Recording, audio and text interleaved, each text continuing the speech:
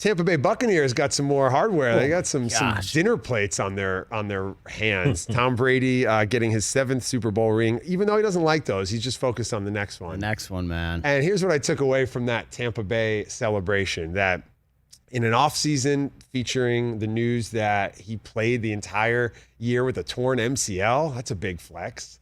In an offseason that saw him and Giselle invest in some crypto business, and they're going to be the face of digital currency. That's a big deal. Getting his 7th Super Bowl ring. Wow.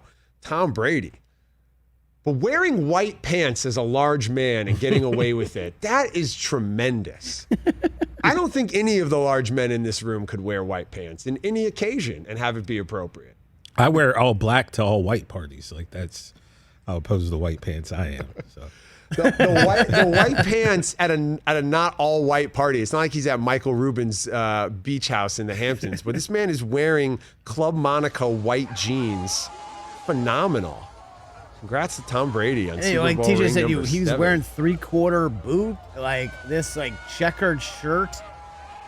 This ring, if you haven't seen it, it's the size of a small planet. Like, it's one of Jupiter's moons on these guys' finger. It's enormous. Tom Brady walked into Tom Ford and said, I know I look like that mannequin. Can we just switch? And they just made him the mannequin, and he walked out of the store. He looks like a Tom Ford. They're going to broadcast the next Super Bowl with that ring. It's a satellite dish. It's a satellite dish. It's gigantic. It literally is. His next Super Bowl. Like when you're a kid in the 80s and that one dude in your neighborhood had the giant dish in the front yard that got 8,000 channels. That's it. That's what's on the Bucs' fingers today. Yeah, these rings have gotten ridiculous, haven't they? I mean, they're not for wearing. It's insane. And they're made by Jason's of Beverly Hills down here, a guy who I knew years ago. I would love to just pick his brain on the process. Like, how do you come up with that? Yeah, who was consulting? Did Brady, Leonard Because the Fournette? details are so intricate, man. Gosh. Like, is it dishware from Williams and Sonoma? They have an entire cocktail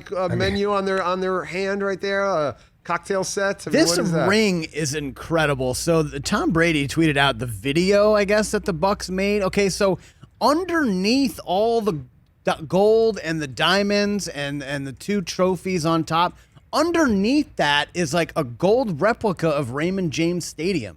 And then they put the lid on, and the lid is like the top of the ring. It's unbelievable, Mike. 319 diamonds. Oh, my God. Oh, because that was the score, 31-9. Now, I actually like that because that's my birthday. So I think I should be getting one of those rings. Oh, wow. 319. If you were a player, would you keep it? Would you auction it off? No, would you sell it? keep Would you do that. the Meta World Peace? You got to keep it. What do you do with your ring? Do you wear it when you go to pick up a Giannis at Chick-fil-A?